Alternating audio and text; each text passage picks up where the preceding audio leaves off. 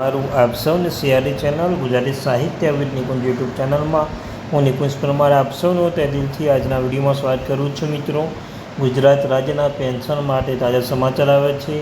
ગુજરાત રાજ્યના પેન્શનરોને એલર્ટ રહેવાનો આદેશ આપવામાં આવે છે. જો તમે 60 વર્ષ ઉપરના પેન્શન ધારક છો, તમારા માટે આજનો આ વિડીયો ઉપયોગી બનશે. જો તમે ગુજરાત રાજ્યના મુખ્યમંત્રી ભૂપેન્દ્ર પટેલ સાહેબના એક નિવૃત્ત કર્મચારી પેન્શન ધારક છો, તો તમારા માટે આજનો આ વિડીયો ઉપયોગી બનશે. જો તમે અથવા તમારા પડ્યો કોઈ પણ સભ્ય સરકારી કર્મચારી હોય, પેન્શન ધારક હોય, તેમને પણ આ વિડીયો અવશ્ય શેર કરી લેજો. તેમના પણ માહિતી 100% ઉપયોગી બની રહેશે. તો વધારે સમય ન બગાડતા વિડીયોની શરૂઆત કરું છું. મિત્રો, સૌપ્રથમ તો આપણી આ ચેનલ પર સરકારી કર્મચારી, નિવૃત્ત કર્મચારી, પેન્શન ધારક બાબતે હર એક અપડેટ મળતી રહેશે. રોજના રોજ આવી નવીન અપડેટ મેળવવા માટે અત્યારથી આપણી ચેનલ સબસ્ક્રાઈબ કરી દો, બેલ આઇકન બટન દબાવી દો. મિત્રો, તો ચાલો જાણીએ વિગતવાર માહિતી. તો સૌપ્રથમ પેન્શન માટે મહત્વપૂર્ણ એલર્ટ છે. હયાતીનું પ્રમાણપત્ર લાઈફ સર્ટિફિકેટ જમા કરાવવાની અંતિમ તારીખ 30 નવેમ્બર છે. તમે જાણો છો મિત્રો, આ પ્રમાણપત્ર જમા ન કરવાનું પેન્શન બંધ થઈ શકે છે. 80 વર્ષની વધુ ઉંમરના પેન્શનરોની આ પ્રક્રિયા ફરજિયાત છે. SBI અને અન્ય બેન્કો દ્વારા સાયબર ફ્રોડથી બચવા માટે લિંક પર ક્લિક ન કરવાની પણ સલાહ આપવામાં આવે છે. તો મિત્રો, જો તમે 80 વર્ષ ઉપરના હોય, 60 વર્ષ ઉપરના હોય, તો તમારા માટે SBI અને અન્ય બેન્કો સાથે સાયબર ફ્રોડ બચવા માટે આ કામ અવશ્ય કરવાનું રહેશે. મિત્રો, સૌપ્રથમ લાઈફ સર્ટિફિકેટ સબમિશન. બેન્કોમાં ધક્કા ખાવાની જરૂર નથી. ઘરે બેઠા મોબાઈલ જમા કરાવો અને જીવન પ્રમાણપત્ર જાણો. Step by step process. મિત્રો, જો તમે કેન્દ્ર સરકારના, રાજ્ય સરકારના પેન્શન ધારક છો, તો આ સમાચાર તમારા માટે ચેતવણી સમાન છે. પેન્શન ચાલુ રાખવા માટે સરકારી નિયમ અનુસાર દર વર્ષે નવેમ્બર મહિનામાં જીવન પ્રમાણપત્ર લાઈફ સર્ટિફિકેટ જમા કરાવવું અત્યંત આવશ્યક હોય છે. તો આ મહત્વપૂર્ણ કામગીરી માટે અંતિમ તારીખ એટલે કે 30 નવેમ્બર.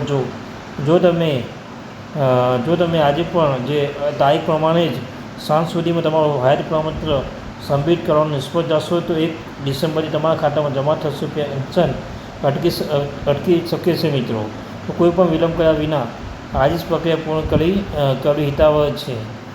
સરકારી નિયમ મુજબ દરેક પેન્શનરી વર્ષમાં એકવાર પોતાના જીવિત હોવાનો પુરાવો આપવા ફરજિયાત છે. આ પ્રક્રિયા મુખ્ય હેતુ સુનિશ્ચિત કરવાનો છે સરકારી તિજોરીમાંથી ચૂકવાયેલ પેન્શન સાચા હયાતી લાભાર્થી સુધી પહોંચે છે. જ્યારે રીતે ન થાય, સામેથી 1 નવેમ્બરથી 30 નવેમ્બર સુધી સમયગાળો આ પ્રમાણપત્ર જમા કરવાનું ફાળવવામાં આવે છે. જો આ સમયમર્યાદા દસ્તાવેજ અપડેટ ન થાય ત્યાં સુધી સિસ્ટમ દ્વારા ઓટોમેટિક પેન્શન રોકી દેવામાં આવે છે. તો પેન્શન આર્થિક મુશ્કેલી કારણ બની શકે છે. મિત્રો, 30 નવેમ્બર સુધી પેન્શન હજુ સુધી આરસ રહી છે અથવા ભૂલી ગયા છે, તો તમને માટે છેલ્લી તક છે. જો આજે પ્રમાણે જમા નહીં થાય, તો આવતા મહિનાનું પેન્શન અટકી જશે. ભવિષ્યમાં પુનઃ શરૂ કરવા માટે બેન્કો ધક્કા ખાવા પડી શકે છે અને વધારાની કાગળની કાર્યવાહી કરવી પડી શકે છે. મિત્રો, જો રાહતની વાત એ છે કે ટેકનોલોજી યુગમાં આ કામ માટે બેન્કોમાં લાંબી લાઈન ઊભા રહેવાની જરૂર નથી. જો તમે ઘરે બેઠા પણ ગણતરી મિનિટો સુધી આ કામ પૂર્ણ કરી શકો છો. મિત્રો, ઘરે બેઠા પણ લાઈફ સર્ટિફિકેટ અપલોડ કરી શકો છો. ડિજિટલ ઇન્ડિયા પ્રયાસોના કારણે જીવન પ્રમાણપત્ર જેવી સુવિધાઓ ઉપલબ્ધ છે. જો તમે તમારા સ્માર્ટફોનના જીવન પ્રમાણપત્ર એપને ડાઉનલોડ કરી આધાર કાર્ડ વિગતો અને બાયોમેટ્રિક ડિવાઇસની મદદથી તમારું પ્રમાણપત્ર જનરેટ કરી શકો છો.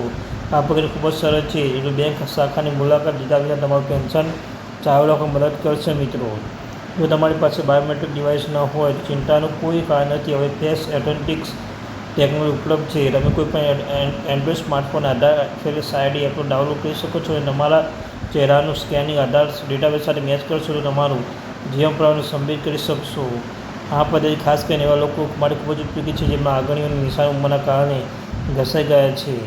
આ ઉપરાંત જે પેન્શન ખૂબ વૃદ્ધ છે, બીમાર છે અથવા પથારી વર્ષ સ્માર્ટફોન ઉપયોગ કરી શકતા નથી, તેમના માટે સરકાર ડોરસ્ટેપ બેન્કિંગની સુવિધા શરૂ કરવામાં આવી છે.